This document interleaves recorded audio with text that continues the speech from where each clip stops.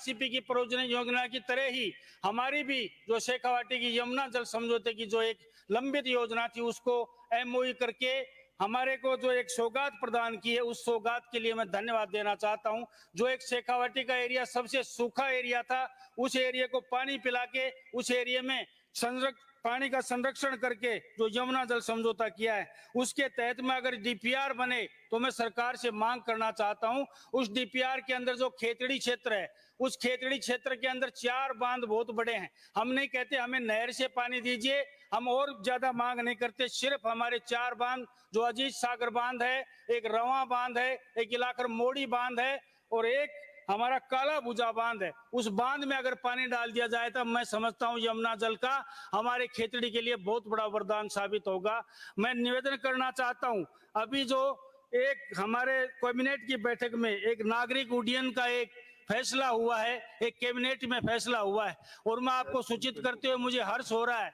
555 गांव की रियासत खेतड़ी, वहां पर राजा के समय से, रियासत काल के समय से एक ग्राउंड आवंटित है जो 54.39 हेक्टेयर का है। लगभग हमारे जो मापदंड के अनुसार 500 बीघा का एक ग्राउंड है, जिसको अंकित जो जमाबंदी में है वो हवाई जहाज के मैदान के नाम से अंकित है। और अभी हमारा फैसला हुआ है कि उसको या तो हरित में कन्वर्ट किया जाए या फिर और मूलभूत सुविधाएं वहां पे की जाए। मैं ध्यान आकर्षण करना चाहता हूं, मेरे इस बबाई के क्षेत्र में जो एक प्रतापपुरा ग्राम के अंदर आता है, इस हवाई पट्टी को विकसित किया जाए, ये मैं निवेदन करना चाहता हूं।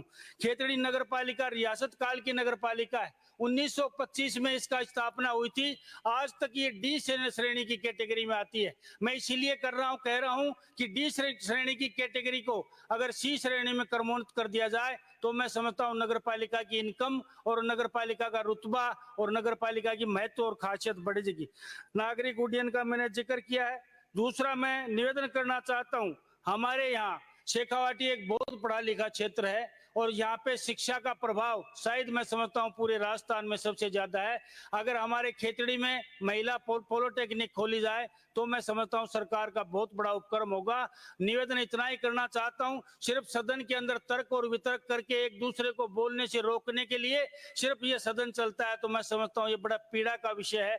मैं हमारे सभी बंधुओं से निवेदन करता हूँ, पक्ष से भी निवेदन करता हूँ और विपक्ष से भी निवेदन करता हूँ, सदन में गरिमामय बात और या विकास की बात की जाएंगी तो मैं समझता हूं सदन की में आना हमारा लोगों का सार्थक है। वरना एक दूसरे पे आरोप और प्रत्यारोप करके सदन का समय जायज किया जाए तो मैं समझता हूं, मेरा निवेदन है, मैं तो नया हूं, पहली बार चुन के आया हूं, मैं इतनी ज्यादा इस सदन के बारे में जानता भी नहीं हूं, लेकिन मैं देख रहा हूं पिछले कई दिनों से सिर्फ इसको एक हास्य का विषय बना के और सदन का समय लिया जाता है। उसके लिए तो मैं अगर हो सकता है मैं गलत हूं आपकी अपेक्षाओं के हिसाब से, लेकिन मुझे विशेष रूप से पीड़ा होती है जो 1-2.5 लाख लोग और 5 लाख जनता आपको चुन के भेजती है और हम यहाँ सदन का समय जहां से राज्य का भाग्य लिखा जाता है, हर क्षेत्र का भाग्य लिखा जाता है। इसलिए आग्रह करता हूं इसको सीरियसली और गंभीरता से लेंगे तो सदन का महत्व भी होगा और हमारा भी यहाँ पर आना सार्थक होगा।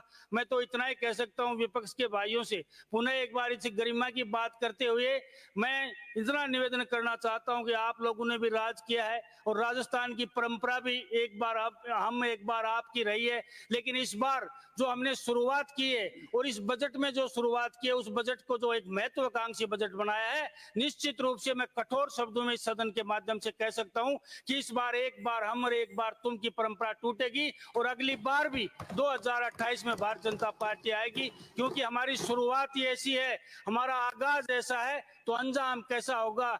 यही निवेदन आप लोगों से करने के लिए आपके बीच में उपस्थित हुआ था। मुझे टोका टाकी हो और मुझे अध्यक्ष जी बैठने के लिए कहें उससे पहले ही मैं अपनी बात समाप्त करते हुए अपनी वाणी को विराम देता हूं। बहुत बहुत धन्यवाद, सबको राम राम।